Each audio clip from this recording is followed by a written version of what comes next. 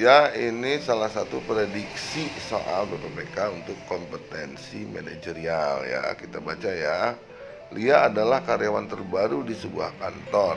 Ternyata rekan-rekan kerjanya terbiasa memungut pungli saat melakukan layanan publik. Apa yang sebaiknya Lia perbuat? Harusnya situ A B C D ya, maaf nih, numberingnya nggak ada huruf, adanya angka aja nggak apa-apa ya. Satu, harus secepatnya beradaptasi dengan belajar pada rekan senior bagaimana pungli yang tidak membahayakan. Nah itu satu tuh. Dua atau B ya, saya berusaha semaksimal mungkin agar tidak sampai melakukan pungli. Tiga, saya akan laporkan sesuai kenyataan jika pimpinan menanyakan hal tersebut. Empat, saya tidak akan melakukan pungli apapun resikonya. Baik, ini salah satu prediksi soal PPPK yang menurut saya semua soal manajerial dan sosial kultural itu tidak akan terlepas dari konsep kompetensi manajerial dan sosial kultural yang dibuat oleh BKN ya.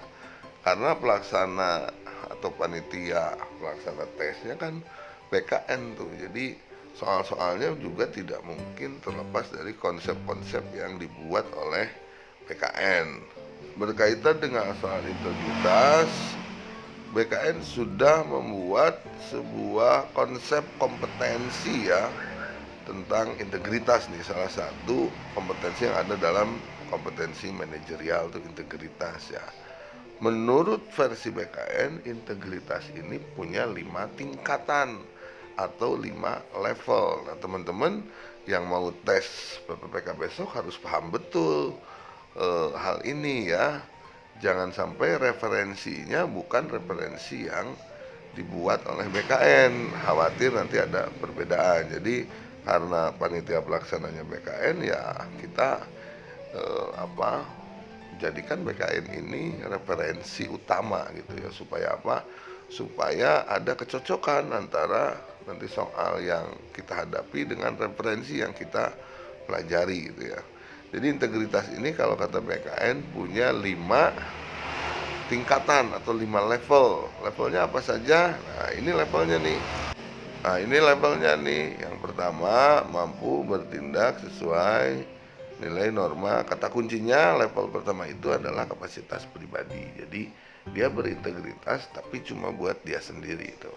Kalau level 2 ini kata kuncinya adalah sudah mampu mengajak dan mengingatkan orang ya.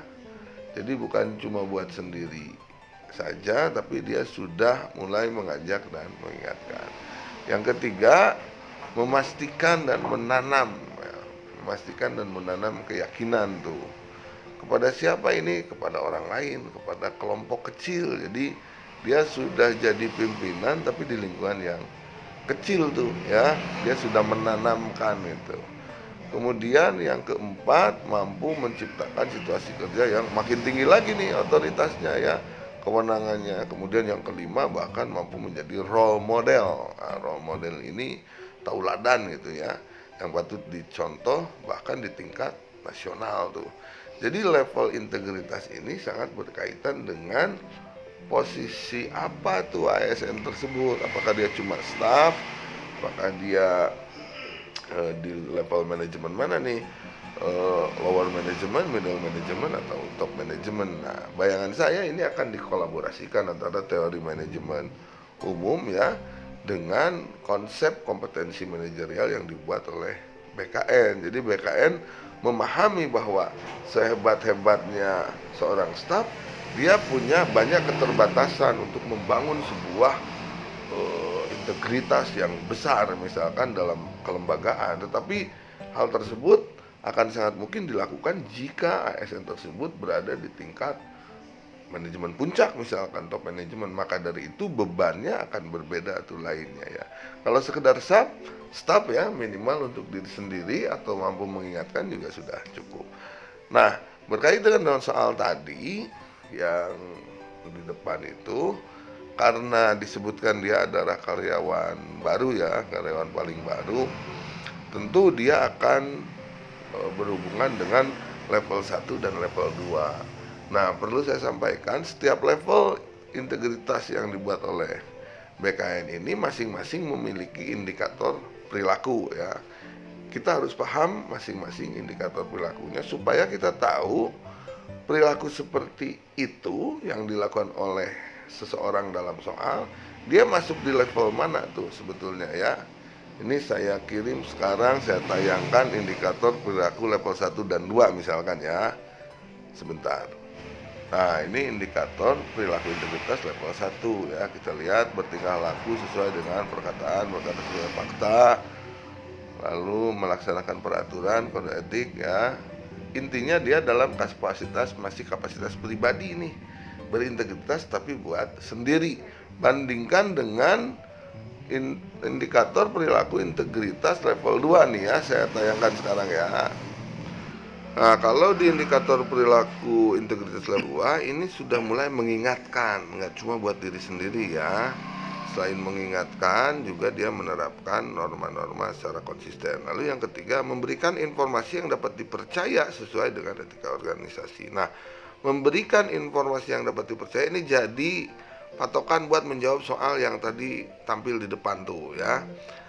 Karena ada indikator inilah, jawaban terbaik untuk soal yang tadi ditayangkan di depan adalah pilihan yang ketiga tuh, opsi jawaban ketiga atau C ya.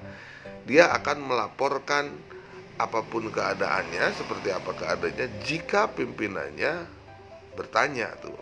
Jadi dia tidak proaktif melaporkan, dia tidak aktif melaporkan inisiatif sendiri, tapi kalau pimpinannya nanya, dia tidak bisa berbohong tuh. Itu masuk di level 2 tuh ya. Jadi dia tidak proaktif memang, tapi kalau pimpinan minta laporan seadanya, dia tidak akan berbohong, tidak akan menutup-nutupi. Ini level 2. Kalau berintegritas hanya untuk diri sendiri, itu masih di level 1 ya. Tadi ya, indikator perilaku integritas level 1. Oke, kita kembali ke soal. Lihat, opsi yang pertama harus secepatnya beradaptasi dengan belajar pada rekan senior. Bagaimana pungli? Nggak mungkin ini jawaban terbaik ya. Ini malah belajar pungli. Kemudian saya berusaha semaksimal mungkin agar tidak sampai melakukan pungli. Tapi ini masih berpotensi melakukan pungli ini. Kemudian yang ketiga, saya akan laporkan sesuai kenyataan jika pimpinan menanyakan hal tersebut. Ini yang tadi saya maksud kaitannya dengan level 2. Dia tidak proaktif melaporkan, tetapi ketika pimpinan bertanya, dia tidak akan berbohong tuh, tidak akan menutup-nutupi. 4, saya tidak akan melakukan pungli apapun resikonya buat diri sendiri. Ya, ini ya. Ini berarti masuk level 1 tuh ya. Jadi jawaban terbaiknya poin ketiga tuh ya, opsi ketiga. Wah, kalau begitu berarti kita harus tahu dong batasan pengertian kompetensi-kompetensi yang dibuat oleh BKN ya, termasuk indikator perilakunya tuh. Masing-masing kompetensi itu punya indikator, punya level dan punya indikator perilaku. Ribet juga ya, padahal tahun lalu misalkan kita atau ada yang mengikuti tes PPPK gampang-gampang saja tuh ngerjain soal kompetensi manajerial dan sosiokultural. Oke, untuk 2022 ini saya juga berharap ya supaya pada lulus semua, pada lancar semua. Mudah-mudahan seperti tahun lalu, tidak berat lah ya. Dengan pemahaman dasar saja kita bisa mengerjakan kompetensi manajerial dan sosiokultural tuh.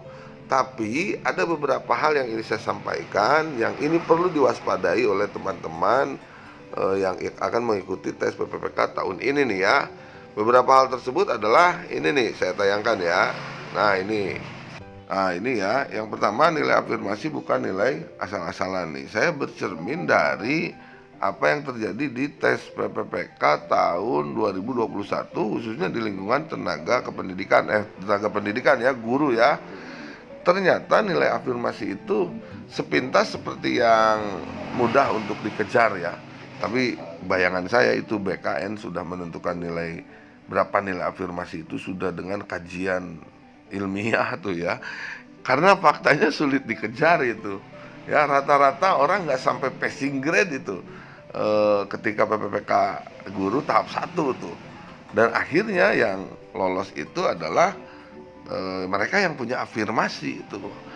Karena PPPK ini memang seleksi atau jalur yang disiapkan khusus pada awalnya untuk teman-teman honorer, tentu saja afirmasi ini memberikan nilai lebih strategis ya kepada mereka yang honorer tuh, apalagi yang sudah di atas 35 tahun. Jadi kalau ada teman-teman yang mau kejar afirmasi orang tuh, ini harus ekstra keras tuh ya. Jangan anggap sepele, karena saya yakin nilai itu ditentukan hasil riset itu. Seperti mudah tapi ternyata sulit dikejar ya, termasuk passing grade, hati-hati tuh. Kedua, ada hal lain, gegap gempita PPPK 2022. Bayangin informasinya begitu masif, begitu kuat. Bahkan pemerintah di tahun 2022 ini menutup rapat tes CPNS melalui jalur umum tuh ya. Betul-betul tahun 2022 ini adalah tahun PPPK. Ini kaitannya dengan apa? Dengan yang ketiga nih, soal BKN itu selalu bermetamorfosis ya, atau bermetamorfosa. Saya ingat banget tahun 2018 ada gugur massal se-Indonesia gara-gara apa? Gara-gara soal TKP-nya sulit. Umumnya para peserta tes CPNS tahun 2018 tidak mempersiapkan secara khusus, mempelajari secara mendalam apa itu TKP. Kenapa? Karena di tahun sebelumnya 2017 ke sana ya, walaupun ada moratorium, tapi 2014 pernah, 2015, 16 juga ada tapi terbatas. TKP itu tidak perlu pendalaman yang ekstra gitu. Kenapa? Karena pertanyaan-pertanyaannya sangat mendasar gitu. Menurut Anda yang bagus itu yang mana sih? Males, rajin, atau sedang-sedang saja? Begitu-begitu saja tuh pertanyaannya ya, nggak perlu diperdalam. Tapi faktanya pada 2018 mayoritas para peserta gagal di TKP, bahkan banyak sekali formasi yang tidak terisi, sampai akhirnya pemerintah menurunkan passing grade TKP itu. Supaya apa? Supaya formasi pada terisi itu. Ya, dia bermetamorfosis tuh. Kemudian tahun selanjutnya 2019, orang 2018 belajar dari TKP yang sulit, memperdalam TKP itu habis-habisan. Ternyata di tahun 2019 yang susahnya TWK tuh. Ya, banyak yang gugur di TWK. Ini bermetamorfosis nih. Apa yang ingin saya sampaikan? Intinya adalah jauh lebih baik Anda tidak berpikir bahwa kompetensi manajerial dan kompetensi sosial kultural bakal sama dengan apa yang sebelumnya dilaksanakan di tes PPK sebelumnya tuh ya. Mudah-mudahan, saya ikut mendoakan, mudah-mudahan semudah itu, selancar tahun-tahun sebelumnya. Tapi berdasarkan pengamatan saya, biasanya BKN itu bermetamorfosis tuh ya. Kayaknya mereka mantau tuh di YouTube yang lagi berkembang, apa sih, oh soal-soal ini ternyata udah habis dibahas nih di bawah gitu loh. Mereka akhirnya bikin soal-soal baru, mengemas konsep soal yang tadinya lots jadi hot gitu ya, tadinya lower jadi medium, jadi higher. Jadi alangkah baiknya teman-teman berpikir agak lebih maju sedikit ya, tidak terlalu berpatokan pada tahun lalu. Apalagi soal-soal yang beredar sekarang, menurut saya banyak sekali tipe soal manajerial sosiokultural yang sebetulnya tidak valid. Bisa dilihat dengan mudah kalau misalkan pertanyaannya seperti ini. Misalkan fungsi-fungsi manajemen di antaranya adalah disebut itu ya, planning, organizing, actuating, motivating, dan lain-lain. Fungsi manajemen tersebut adalah fungsi manajemen menurut A. Gulick, B. Henry Fayol, C. Gitu ya, nama tuh. Rasanya soal seperti ini tidak mungkin muncul. Kenapa? Karena ingat, manajerial dan sosiokultural itu tipe soal yang skala sikap tuh.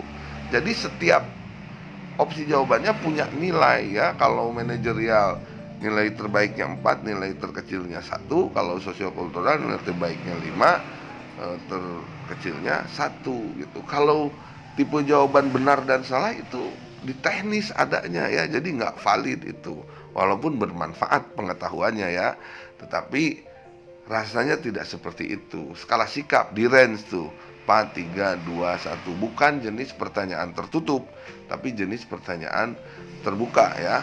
Sekali lagi, ini tahun PPPK, BKN juga rasanya punya persiapan perkiraan ini ya, punya persiapan yang lebih dari tahun-tahun sebelumnya ya. Jadi buat teman-teman, hati-hati, jangan terlalu anteng, jangan terlalu fokus hanya di teknis. Perhatikan juga kompetensi manajerial dan sosiokultural. Oke, itu saja pesan dari saya. Terima kasih banyak. Assalamualaikum warahmatullahi wabarakatuh.